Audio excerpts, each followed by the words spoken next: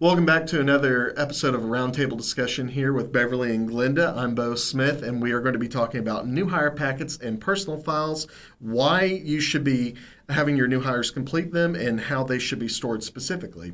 And of course, this is Glenda with Caton Consulting HR, and then Beverly with Career Staffing Services. How are y'all doing today? Great. Fabulous. Awesome. So, Beverly, we're going to start with you first. And so, what paperwork should be included in a new hire packet specifically?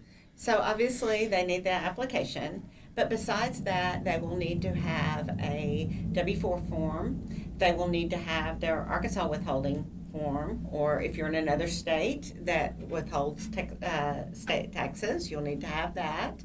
You will also need to have a I-9 form, and this is a government form that is required that comes with a whole certain set of circumstances, which I think we're going to talk about here in just a little bit, but they will need that. And I think handbook and any release forms. So, yeah. Is there any specific paperwork that might be business specific or industry specific as well? Sure. Something that just came to me too is if you're going to do background check or any things like that, they will need to have paperwork that they sign off authorizing you to do that.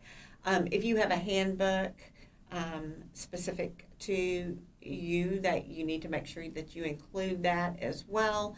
You need to, if you have any non-disclosure agreements or anything about trade secrets in your business, that kind of thing can be included. Sometimes that's referred to as a non-compete. Those things can be included as well. Yeah, just any policies that are specific. I think you cover a lot of them in the handbook, but some are important enough that you need to have a separate, a whole separate deal for them. But also like your training document showing that what they went through and learned during orientation. And items like that, but I would say that's super important. Yeah. And I know we're going to talk about it in a minute, but I get a little bit of anxiety when we put I-9s together in the same category with personnel files. It makes me so very nervous. What do we want to just Wait, jump it's the packet. No, it's the packet. It's I'm just sorry. the packet. This is what excited. I guess we're really referring to is your new hire comes in the door. What all are we going to have them address initially? And these are the things that they're going to be covered. Again, and I think you brought up a good point. It's really good. Any training that you're going to be doing with your new hire, go ahead and list that out and let them know, like, who is they going to be training with, what the training is going to entail, what days is that training going to take place, when, just those things that they can have that. And it's kind of like a checklist for them as well as for you to make sure that you covered all of that. And I feel like as far as onboarding, the more that you can put in that packet, the better, because it just helps the new hire feel like he or she's not an afterthought, but that you've thoroughly prepared for them. Well, and speaking of, that's something that's good to have in the paperwork is a new hire checklist. Yeah. So it lists out every single form that you're going to have them sign off on, and when they're done, who do you take the packet to? What do you send to payroll? What do you send to, things like that. So, that's what I'll do a lot of times with clients is, we'll create an onboarding checklist, even down to, do they have keys assigned? Do they have a laptop assigned? Things like that's other important things. Yeah. Do you give them company property? If so, sign off, put the serial number down or whatever, and they sign that acknowledgement that they received it and things like that. The job description is another thing that can be in there as well, and that they sign off on that as well. Mm-hmm. So that's the resume. The resume, but I'm still going back to files. Sorry, y'all. Well, Glenda, it would be easiest if employers could file all these documents together, but can you explain to us why it's not a good idea and how employers should file or maintain those personal files? Yeah, absolutely. No, it's an awful idea to put all of it together. A personnel file should contain 3 separate files. Now, you can have them all right there next to each other, but they should not be in the same folder. So you have your general file, which is going to have your application, your resume. I like to think of that as everything that prior to the day they started, your interview notes, things like that, even training documents. And then you're going to have your confidential file, which is going to have payroll information, social security number, anything with, confidential information on it. And then you always, hopefully you won't need it, but have a separate medical file because you can't put medical documentation into, like if the Department of Labor wanted to audit everybody's payroll. Okay, here you go, and like you pull out the confidential, but there's a doctor's note in there, or you pull out, like you're violating, a HIPAA. You're giving out their medical information to somebody that's not authorized to see it. So you want to keep these things separate. And even if you offer life insurance, any application that asks for any health information on it, that needs to go into the medical file. You do not want to put that. If it's a drug screen result, that's a medical file. Now the acknowledgement can go in the general file, but the actual results need to go into a separate medical file. And a couple of reasons for that. One, like let's say you're a bigger organization that does have, different levels of management. So somebody wants to see disciplinary action or investigation notes. Well, then when you pull that out, like if you're in a hurry or something, you just give them the whole file. It's like you've just given them all these things that they should not be able to see. And that's confidential. And then also, so with I-9s, that's something, I was telling you I have anxiety about. I-9s never go into personnel files. They go into a separate binder altogether in alphabetical order, current and terminated. Like, they have to be separated. And the reason for that is because, so the Department of Labor is going to come in and audit, like, wage and hour. Maybe OSHA is going to come in and audit, your safety issues or violations. So they can have access to some of that stuff in the general file, but they have no regulatory control over whether somebody's authorized to work in the U.S. or not. Whereas on the flip side, USCIS or ICE, they have no regulatory control over here on wage and hour and things like that. And so they are not privy to anything in that personnel file. The only thing that they can ask you for is the I-9. So, and you can actually get fined and have violations because they see information that they're not supposed to be seen. So it's very important, and your I-9s need to be away from your personnel files and completely separate locked cabinets. So what I'm kind of understanding from all this is there's essentially 3 different files you want to maintain: a before hire file, a personal file of just their important information, what they'll need to know once they're onboarded to while they're working, and then a medical file for whether that is injuries on the job. Actually, injuries on the job would be a separate workers' comp file. Okay. I wasn't sure on that. Yeah, and so you can keep all your workers' comp files together. Like, you want to usually keep them separate for easy access if you have to go back and, like, you do your reporting annually and things like that. But like anything medical, they bring a doctor's note. Now, if it's their kid's doctor's note, that can go into a regular file. Like, that doesn't have any, because it's not bearing on the job. Right. So, but anything they bring in that affects themselves, I mean, even like if you, and then that's something else too. Do you have FMLA? Are you a covered employer under that? Okay, that's a separate file too. That doesn't, the ADA, are you making accommodations for an individual with disabilities? That also is kept separate. So it's just kind of, but in general, yes, you want your personnel file, your general file, your confidential file, and your medical file. Okay. And then your I-9s across the room locked up somewhere. Now, we've mentioned I-9s a lot already, but haven't really gotten to explain them. So for those not familiar with an I-9, could you please explain what it is exactly, why it's important and the special requirements for them? Sure. The I-9 form is a U.S. mandated form that it verifies someone's employment eligibility to work in the United States.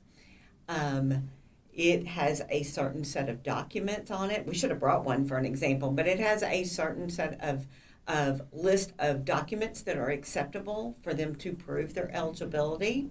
And you'll have a column A and a column B and a column C, and you can have a combination of some of those, or you can have one. It's all spelled out on the back of it, so Correct. don't be alarmed. And there's very good instructions on the government website with those. but you've got to have this. You cannot overlook it. Yes, this may be your best friend's child that you were there for their birth, and you know that they're born in the United States, but you still have to have that form. You still have to have the proper documents, and you have to have that on everyone. You do it all the same. And there are huge fines associated with that if you don't keep those. And like Glenda said, they have to be kept stored separately. And like you were saying, it may be your best friend's child. You witnessed the birth. But if you have one person, and if you are that person, and you're running them through payroll, you are required to have an I-9 on yourself. Mm-hmm. Like, you have to have an I-9 if you have one employee. And if you're running yourself through payroll, you are that employee. So there's no getting around this one. The second thing is, you do have to view the documents, and you sign off saying you viewed them. You don't have to keep them, though. So that is each company's, they can make that choice. I'm always in favor of keeping them, just in case anybody comes back. I can be like, no, here's my due diligence showing that I verified, or I looked at the documents. And then, like you were saying, huge fines. Yeah, a lot of that. So the employer should never touch page 1. Employee never touches page 2. So that's one thing. And then making sure that when you do your date formats, this is one of the biggest mistakes. Like, you just want date of birth. Okay, so I'm going to be like November 3rd, 19, whatever. And I'm going to write that out. Well, that employer, if they get an audit, they're going to be charged at least a $240 fine for that one box that I didn't. So your dates have to be in the 8-number format. So I have to do 1111 / 03 / then the last 4 digits. You can't do a dash. It has to be a slash, or you're getting a $240-ish fine for each of those dashes that you put down there. And it adds up. There's a cap, but I don't remember what it is, but I think it's close to $2,000 per I-9 that they can charge you. It's just so important. And it's not just the business. The person doing the intake could be fined as well.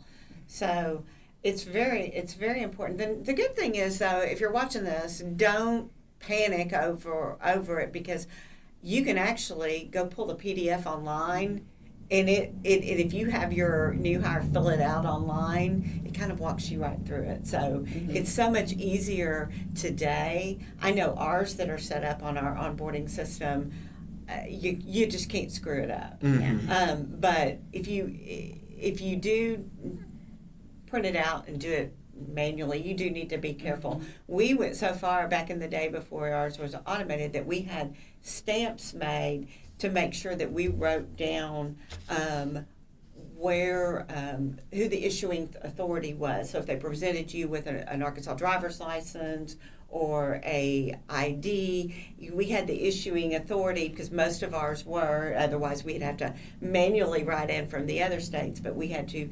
It all needed to be exactly the same, and no abbreviations and all of that. So we just had to make sure that we did it all very carefully. Well, yeah, and to your point too, don't freak out. You can always do an internal audit, and you can correct everything, even if it means some I've seen are so bad. It's like, we just need to do a whole new I-9. And so you can do that. You just keep the old one attached to it, showing, the original. So I think that's very important too. Like, don't freak out. Either go online and get that information, or reach out to somebody that knows this stuff and can help you. So all these different employee records, the I-9, the medical forms, anything of that nature, how long should they be maintained, and can they be electrically stored? Does it need to be actual paper stored? How's that play into anything? Well, there's no longer a requirement to keep paper. I think several years back, we actually started, the government got on board with us making that transition. But in general, again, unless there's a specific contract you have with, a funding agency or whatever that says keep it until you're audited, which could be 10 years from now, but in general, you want to keep your personnel files and your I-9s 3 years from the date of hire, or a year from the date of termination, whichever's longer. Payroll records is 4 years. The IRS might say 7, and I think a lot of times people are like, 7 or whatever. Like, it's just like the magic number, but you really don't have to keep them. And I think the guidance given, and I'm not an attorney, but the guidance usually given is like, get rid of it as soon as you can. Like, don't keep something because if it's in your possession, then you have to produce it if asked. But that's another thing too, is having a written out internal retention policy. That's a good idea. I'm going to have this, so that way if anybody ever comes back, I mean, you could even for reference, because some people are like, well, what if somebody calls for a reference from somebody that worked here 12 years ago? Like, well, I've changed a lot over the last 12 years. So first of all, it's probably not the same human, so why would you even feel comfortable giving that reference? But second of all, I think I just lost my train of thought. But anyway, so, but second of all, if it is something, that, like a court, I mean, like what I've been told is that, well, they would have to, they'd have to dig hard too. Mm-hmm. And if you can produce this document saying this is our record retention policy and it aligns with the EEOC and the Department of Labor and ICE, I mean, who else is nobody else regulates that, Mm-hmm. So, yeah, long story short. Well, is there any other notes or tidbits that you think people should know whenever it comes to hiring packets, the I-9s, retention policy, anything that we haven't covered? As far as the new hire packet, I would just say that be prepared in advance. Don't try to whip that together the morning that they're supposed to show up for their first day of work. It is always best, yes. You're just shuffling around. You really, those first moments, it's like making a first impression. And so having those things already prepared in advance and ready to go is a huge thing for your new hire. I know you and I have discussed onboarding at length, but this is just part of the onboarding process, and you want to have it prepared in advance. It just goes to show you that, you're organized and that you want to give off that appearance as well, even if you might not really be organized in everything else. Exactly. Yeah. Well, guys, thank you so much again for joining me today on this roundtable discussion. Hopefully you guys have learned something too at home that you might be able to implement in your business or even change for the better for your business as well. As always, thank you for joining us, and you have a wonderful day.